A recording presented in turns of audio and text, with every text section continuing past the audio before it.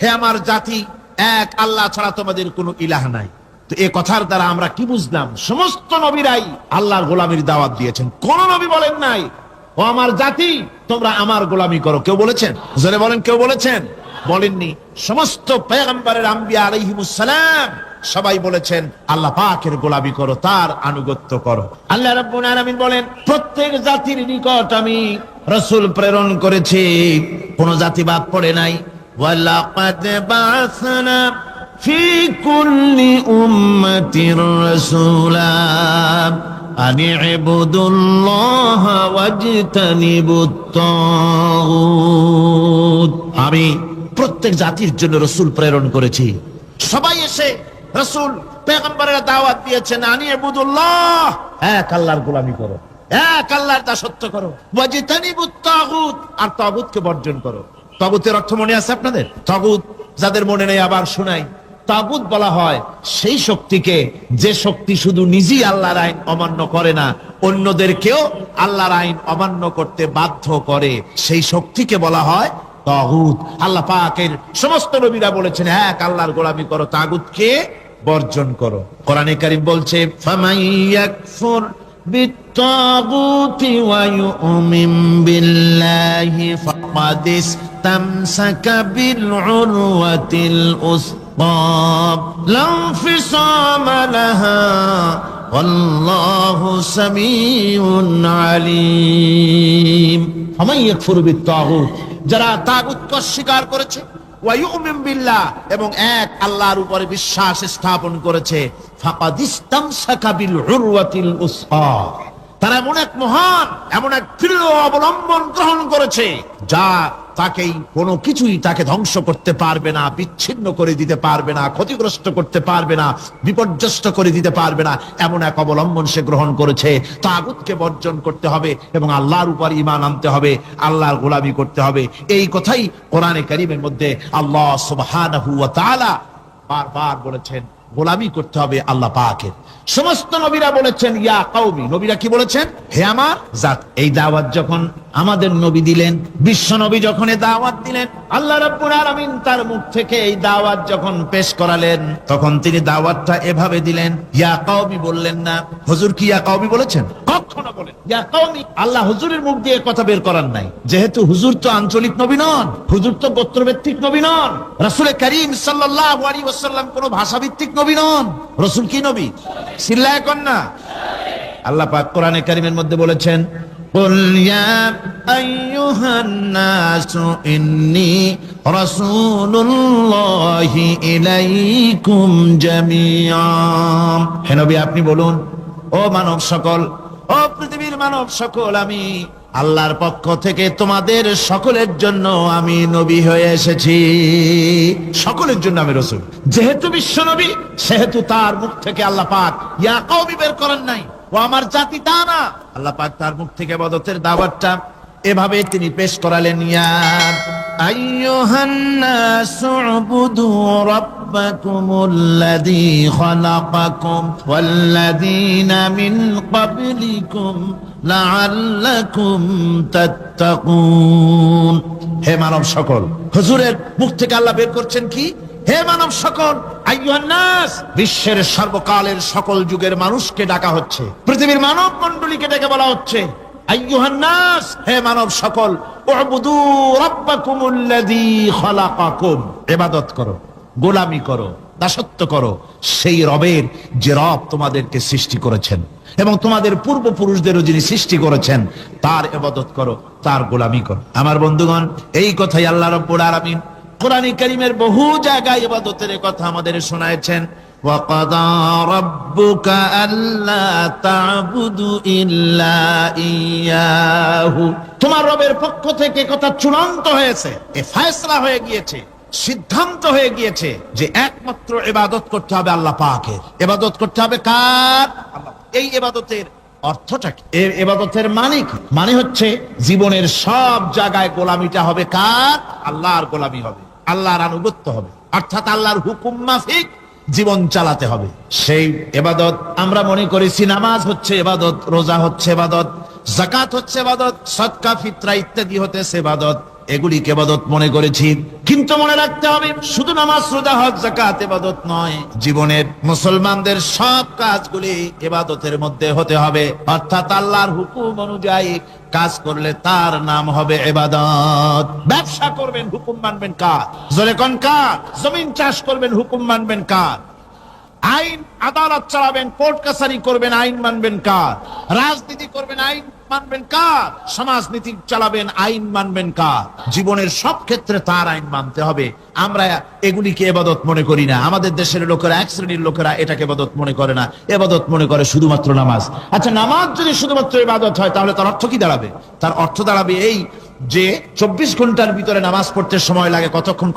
5 ওয়াক্ত নামাজ পড়তে, উজু করে পবিত্র হয়ে জায়নামাজ বিছায়া 5 ওয়াক্ত নামাজ পড়তে খুব বেশি 1 ঘন্টাই লাগুক। জি, 1 ঘন্টা 100 ঘন্টা। তাহলে কি হলো?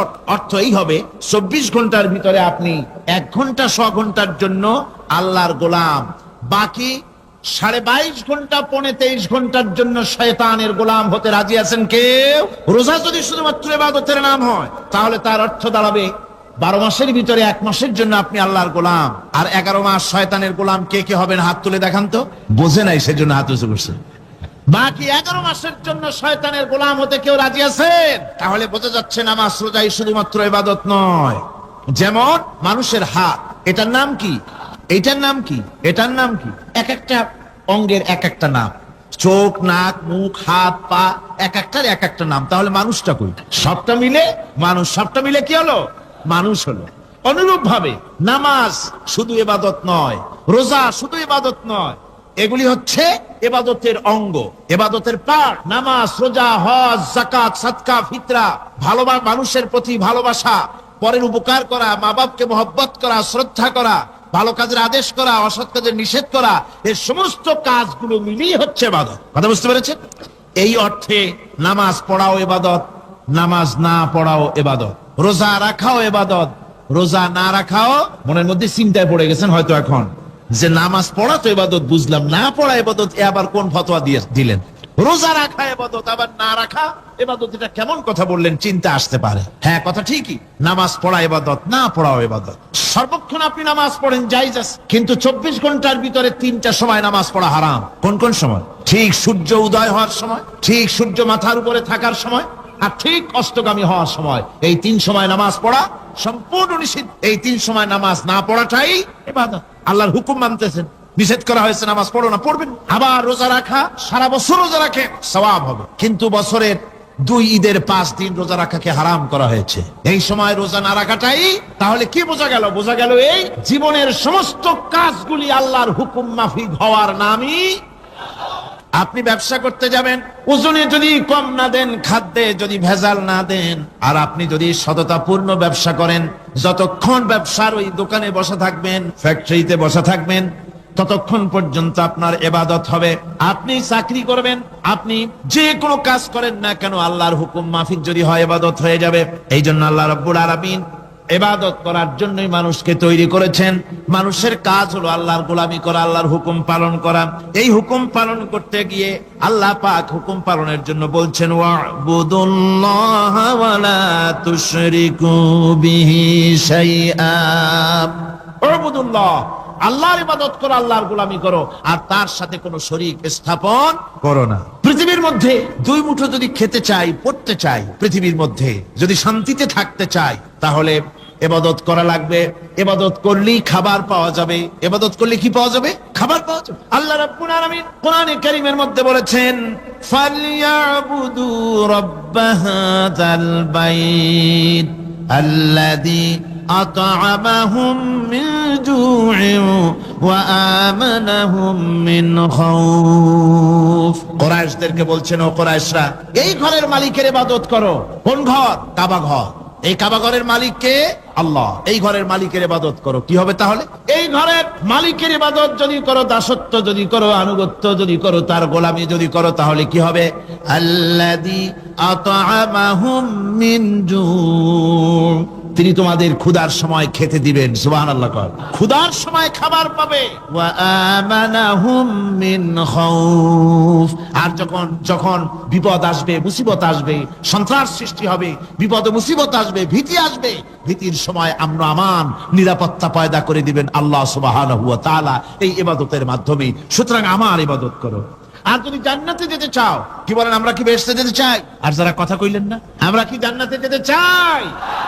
অবশ্যই আল্লাহর জান্নাতে যেতে। আল্লাহ পাক বলেন, আমার জান্নাতে যদি যেতে চাও তাহলে ইবাদত করা ছাড়া পথ নাই। ফাদখুলি ফি ইবাদি ওয়াদখুলি জান্নাতি।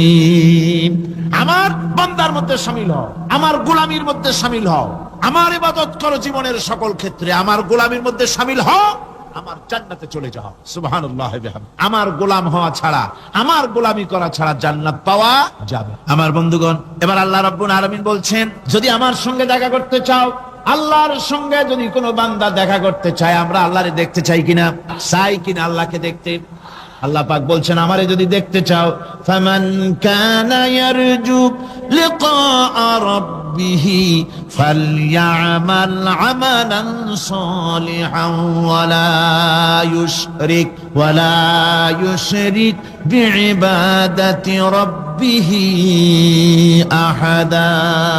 আমার সঙ্গে যদি দেখা করতে চাও, তোমাদের মধ্য থেকে কেউ যদি আমার সাথে দেখা করতে চায়, সে যেন ভালো কাজ করে, ভালো আমল করে, আর আমার ইবাদতের সঙ্গে কাউকে যেন শরীক না বানায়, তাহলেই আমার সঙ্গে কিয়ামতে দেখা হয়ে যাবে। জোরে বলেন সুবহানাল্লাহ। আল্লাহর সঙ্গে দেখা করতে হলে তার ইবাদত করতে হবে, গোলামি করতে হবে, এবং কাউকে শরীক স্থাপন করা যাবে না। এই গোলামি করতে হবে, ইবাদত করতে হবে কতদিন? আল্লাহ রাব্বুল আলামিন বলছেন, ওয়া'বুদ রাব্বাকা হাত্তা ইয়াতিয়াকাল ইয়াকিন। ইবাদত করো, গোলামি করো, যতক্ষণ পর্যন্ত নিশ্চিত সেই সময়টি এসে না যায়, তার মানে মৃত্যু পর্যন্ত আমার গোলামি করতে থাকো। মৃত্যু পর্যন্ত গোলামি হবে কার? আল্লাহ সুবহানাহু ওয়া তাআলা। সেই আল্লাহ পাকের গোলামি জীবনের সকল ক্ষেত্রে করতে হবে, মৃত্যু পর্যন্ত সব ক্ষেত্রে গোলামি হবে আল্লাহ। আল্লাহর গোলামি হচ্ছে আল্লাহ যা নিষেধ করেছেন তার থেকে ফিরতে হবে, আর যা আদেশ করেছেন সেগুলি মানতে হবে। যারা নিজেদের সৃষ্টির উদ্দেশ্য বোঝে না, আল্লাহর সামনে মাথা নত করার পরিবর্তে অহমিকতা করে, অহংকার করে, আল্লাহর সামনে মাথা নত করে না, ইবাদত করে না আল্লাহ, তাদের সম্পর্কে আল্লাহ রাব্বুল আলামিন বলছেন, ইন্নাল্লাযীনা ইস্তাকবিরুনা আন ইবাদাতি সায়াদখুলুনা জাহান্নামা দাখিরিন। যারা আমি আল্লাহর সঙ্গে অহংকার করে, আমার ইবাদত করে না, আমার গোলামি করে না, আমার সামনে মাথা নত করে না, অহংকার অহমিকতা করে যারা জীবন চালায়, আমি কিয়ামতের দিন তাদেরকে লাঞ্ছিত করব আর জাহান্নামে পাঠাবো। যারা আল্লাহর গোলামি করবে না, আল্লাহর ইবাদত করবে না, অস্বীকার করবে আল্লাহর গোলামিকে, অহমিকতা করে চলবে, তাদের জায়গা হবে কোথায়? জাহান্নামের মধ্যে। সুতরাং মানুষের মর্যাদা বাড়ে আল্লাহর গোলামিতে। মর্যাদা বাড়ে কিসে? আল্লাহর গোলামিতে। গোলামি করলেই মর্যাদা বাড়বে। এই জন্য আল্লাহ পাক কোরআনে কারীমের মধ্যে সবচেয়ে মাহবুব, আল্লাহ পাকের মাহবুব বান্দাদের কথা যখন বলেছেন, তখন নাম নেন নাই, আব্দুন শব্দ ব্যবহার করেছে, গোলাম বলেছে, বান্দা বলেছে। আমার বান্দা। বান্দা হচ্ছে মানুষের জন্য সবচেয়ে বড় ডিগ্রি আল্লাহর পক্ষ থেকে। আলিম, উলামা, পীর, বুজুর্গ, সাহাবী, পেগম্বর, নবী, রাসূল, সবচাইতে বড় খিতাব হচ্ছে আল্লাহর গোলাম হওয়া। আল্লাহর প্রিয় ডাক হচ্ছে আব্দ। মানুষকে আল্লাহ যাকে সবচেয়ে বেশি ভালোবাসেন, যাদেরকে বেশি ভালোবাসেন, তাদেরকে আব্দ বলেছেন। কি বলেছেন বলুন? আব্দ। আল্লাহ পাক এই পৃথিবীতে সবচাইতে বেশি ভালোবেসেছেন কাকে? মুহাম্মদুর রাসূলুল্লাহ সাল্লাল্লাহু আলাইহি ওয়াসাল্লামকে। তাকে আল্লাহ পাক সবচাইতে বেশি ভালোবাসেন। এবার দেখুন আল্লাহ রাব্বুল আলামিন তার হাবিবকে কি নাম দিয়ে ডাকতেছেন? নাম নেন নাই, নবী এবং রাসূলও বলেন নাই। কোরআনে কারীমের ভিতরে রব্বুল আলামিন তার হাবিবকে আব বললেন। যেমন দেখুন, ইন কুনতুম ফি রাইবিম মিম্মা নাযালনা আলা আবদিনা। আমি যে কিতাব নাজিল করেছি আমার বান্দার উপরে, তোমাদের যদি সন্দেহ হয়, এই যে বান্দা আমার আব্দের উপরে নাজিল করেছি, এই আব্দকে মুহাম্মদুর রাসূলুল্লাহ সাল্লাল্লাহু আলাইহি ওয়াসাল্লাম। আব্দ অর্থাৎ সবচেয়ে প্রিয় ডাক হচ্ছে আল্লাহর পক্ষ থেকে বান্দার জন্য আব্দ। স্নেহপূর্ণ না, স্নেহপূর্ণ ডাক। মহব্বতপূর্ণটা। অন্য আয়াতে আমরা দেখতে পাই তাবারাকাল্লাযী নাযালাল ফুরকানা আলা আবদিহি লিয়াকুনা লিল আলামিনা নাযীরা। অতীব বরকতপূর্ণ সেই মহান সত্তা যিনি তার বান্দার উপরে ফুরকান নাযিল করেছেন। হুজুরের নাম নেন নাই, রাসূল বলেন নাই, বলেছেন আব। কি বলেছেন? আব, আমার বান্দা। এরপরে আল্লাহ রাব্বুল আলামিন অন্য আয়াতে বলেছেন সুবহানাল্লাযী আসরা বিআবদিহি লাইলাম মিনাল মাসজিদিল হারামি ইলাল মাসজিদিল আকসা। সমস্ত দুর্বলতা অক্ষমতা থেকে মুক্ত সেই মহান সত্তা যিনি তার বান্দাকে রাতের একটি অংশে ইসরা করিয়েছিলেন। এখানে আপ বলে আল্লাহ পাক বুঝিয়েছেন কার কথা? কার কথা বুঝালেন? রাসূল করিম সাল্লাল্লাহু আলাইহি ওয়াসাল্লামের কথা, তার কথাই বুঝালেন। তিনি হচ্ছেন আব। সুতরাং আবদিয়ত, গোলামি, আল্লাহর গোলামি হলো জীবনের সবচাইতে বড় কথা। আল্লাহর গোলাম হওয়ার চাইতে বড় আর কিছু নাই পৃথিবীতে। আমরা হচ্ছে আল্লাহর গোলাম। জোরে বলেন আমরা কি? আমরা যে গোলাম সে কথা বলতে মনে হয় কারো কারো একটু লজ্জা লাগে যে আমি চৌধুরী মানুষ বা অমুক একটা লোক, অমুক একজন সম্মানী লোক, গোলাম আমি, এটা বলা কি লজ্জার কথা। এরকম একটু মনে মনে কোনো অসুবিধা কারো হয় নাকি? জোরে কোন তো আমরা কি? গোলাম। সুবহানাল্লাহ। আল্লাহ, আমরা এমন মহান সত্তার গোলাম, মহান সত্তার বান্দা যার সমকক্ষ এই পৃথিবীতে কেউ নাই, আকাশেও। প্রচন্ড ক্ষমতার মালিক এমন এক মহান সত্তার গোলাম আমরা। সুতরাং গোলামিটা করতে হবে সব ক্ষেত্রে। গোলামিটা হচ্ছে না আমাদের গোলামি হচ্ছে না। আমাদের জমিনে আমরা জমিন চাষ করি, আল্লাহর গোলামি সেখানে করি না। জমিন চাষ করতে গিয়ে, লাঙ্গল দিয়ে চাষ করতে গিয়ে পরের জমিনের আইল ঠেলে না, এমন এলাকা খুব কম আছে। অবশ্য চট্টগ্রামের কথা ভিন্ন, এখানে ঠেলাঠেলি করে না, এখানেও করে। তো কেমন গোলাম হলাম? জমিনে চাষ করতেছি, পরের জমিনের আইল ঠেলতেছি। যা নিষেধ করা হয়েছে আমরা সেটা করতেছি। আল্লাহ নিষেধ করছেন সুদ খেও না, আমরা সে সুদের মধ্যে যাচ্ছি। আল্লাহ নিষেধ করেছেন জুয়া খেলতে, সেই জুয়া খেলা হচ্ছে। মদ খেতে নিষেধ করেছেন, সেই মদ খাওয়া হচ্ছে। অর্থাৎ যা যা নিষেধ করা হয়েছে সমাজের মধ্যে সেগুলি বেশি করে চলতেছে, ঠিক কিনা? তাহলে কি বান্দা হতে পারলাম? বান্দা হতে পারি নাই, গোলাম হতে পারি নাই। গোলাম হতে হবে আল্লাহ পাকের। কি হতে হবে জোরে কোন? গোলাম হতে হবে জীবনের সকল ক্ষেত্রে। আল্লাহর হক বান্দার উপরে কি, আর বান্দার উপরে আল্লাহর হক, এ ব্যাপারে একটি হাদিস এসেছে। ওয়ান মুআজ বিন জাবাল রাদিয়াল্লাহু তাআলা قال كنت رديف النبي صلى الله عليه وسلم على حمار فقال لي يا معاذ أتدري ما حق الله على العباد وما حق العباد على الله। হযরত মুআজ বলছেন, আমি রাসূল করিম সাল্লাল্লাহু আলাইহি ওয়াসাল্লামের গাধার পৃষ্ঠে হুজুরের পেছনে বসা ছিলাম। হুজুর আমাকে জিজ্ঞেস করলেন, মুআজ তুমি কি জানো বান্দার উপরে আল্লাহর হক কি আর আল্লাহর উপরে বান্দার হক কি? কুলতু আল্লাহু ওয়া রাসূলুহু আ'লাম। বললাম আল্লাহ এবং তার রাসূল খুব ভালো জানেন। আমি কি করে জানবো? আল্লাহ এবং তার রাসূল খুব ভালো জানেন। ক্বালা হাক্কুল্লাহি আলাল ইবাদি আন ইয়াবুদুহু ওয়া লা ইউবিহি শাইআ। বান্দার হক হচ্ছে আল্লাহর উপরে এই যে বান্দা গোলামি করবে আল্লাহ, ইবাদত করবে আল্লাহ, আর আল্লাহর সাথে কাউকে শরীক স্থাপন করবে না। এটা হচ্ছে আল্লাহর উপরে কার হক? বান্দার। আর আল্লাহর হক হচ্ছে বান্দার উপর কি? ওয়া হাক্কুল ইবাদি আলাল্লাহ আল্লাহ ইউআযযিবা মান লা ইউশরিকু বিহি শাইআ। বান্দার উপরে আল্লাহর হক হচ্ছে যে বান্দা আল্লাহর গোলামি করবে আর শরীক স্থাপন করবে না আল্লাহর সাথে, আল্লাহ তাকে শাস্তি দিবেন না। সুবহানাল্লাহ। আল্লাহ তাকে আযাব দিবেন না, আল্লাহ তাকে শাস্তি দিবেন না। সুতরাং তাওহীদের আকীদা মজবুত হতে হবে। আখিরাতের কামিয়াবি এর উপরে নির্ভরশীল। আমরা যদি আখিরাতে কামিয়াবি চাই, কি বলেন, আখিরাতে কি আমরা জীবনের সফলতা চাই? জোরে বলেন সফলতা চাই। আখিরাতের কামিয়াবি যদি চাই, জাহান্নাম থেকে যদি বাঁচতে চাই, বেহেশতে যদি যেতে চাই, তাহলে আকীদাকে মজবুত করতে হবে। আল্লাহর সাথে কাউকে শরীক স্থাপন করা যাবে না। এবং আল্লাহ সৃষ্টিকর্তা, কোরআনে পাকের শিক্ষা অনুযায়ী আল্লাহরে বিশ্বাস করি, এতটুকুন কথা বললেই তাওহীদের হক আদায় হয় না। তাওহীদের হক হচ্ছে আল্লাহ পাককে সৃষ্টিকর্তা, পালনকর্তা, বিধানদাতা, রিজেক দাতা, কল্যাণ দাতা সবকিছু হিসাবে মানতে হবে। কাকে? আল্লাহ পাক। জোরে সরে বলুন, কাকে মানতে হবে? সমস্ত ক্ষমতা হচ্ছে আল্লাহ, সমস্ত ক্ষমতা কার? আল্লাহর নাম নিতে শরম করে নাকি? তাহলে জোরে সোরে কোন সমস্ত ক্ষমতা কার? আল্লাহ রাব্বুল আলামিনের এত বড় ক্ষমতা, সাগরকে নগর বানাতে পারেন, নগরকে সাগর বানিয়ে দিতে পারেন, এতিমকে রাষ্ট্রের মালিক বানায় দিতে পারেন, ধনীকে গরিব বানায় দিতে পারেন, গরিবকে ধনী বানায় দিতে পারেন, মৃত্যুকে জিন্দা করতে পারেন, জিন্দাকে মৃত্যু করে দিতে পারেন, পথের লোককে ধরে প্রেসিডেন্ট বানায় দিয়া ফুলের মালা দিয়া গলা থেকে পা পর্যন্ত ভরে দিতে পারেন। আবার আল্লাহ যদি নারাজ হয়ে যান, প্রেসিডেন্টের ফুলের মালার পরিবর্তে জুতার মালা গলায় দিয়া জেলখানার মধ্যে ঢুকাইয়া দিতে পারেন। তাহলে ক্ষমতাটা কার? বিশ্বাস করেন সমস্ত ক্ষমতার মালিক আল্লাহ।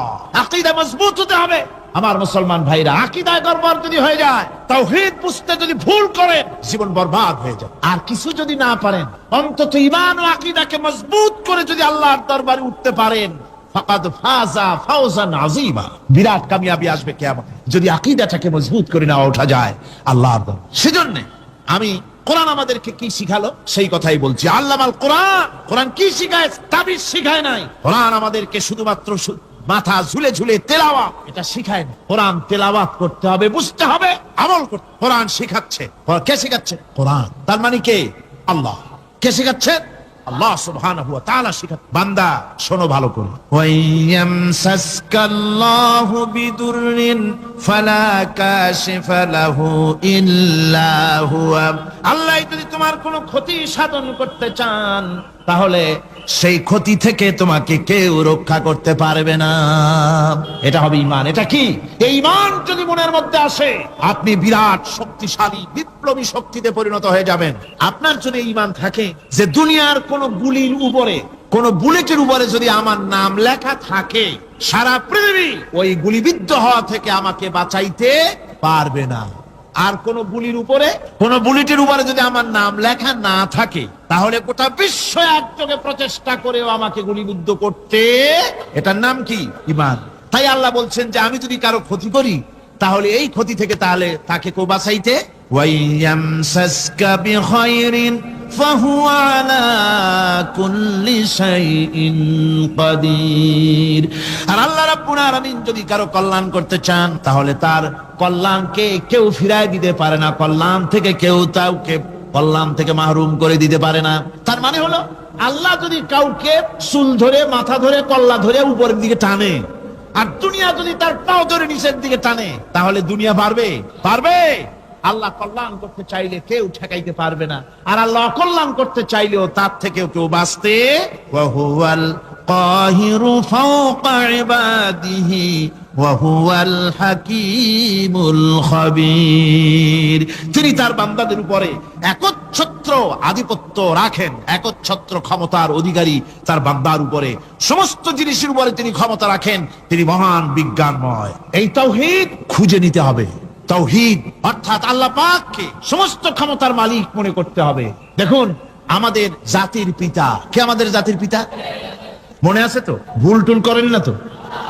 ভুল টুল করবেন না। আমাদের জাত আত্মভোলা, মাঝে মধ্যে ভুল টুল করে বসে, আন্দাজে ফান্দাজে একটা বানায় বসে।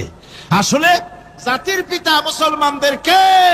ইব্রাহিম আলাইহিস সালাম তাওহীদকে খুঁজছেন।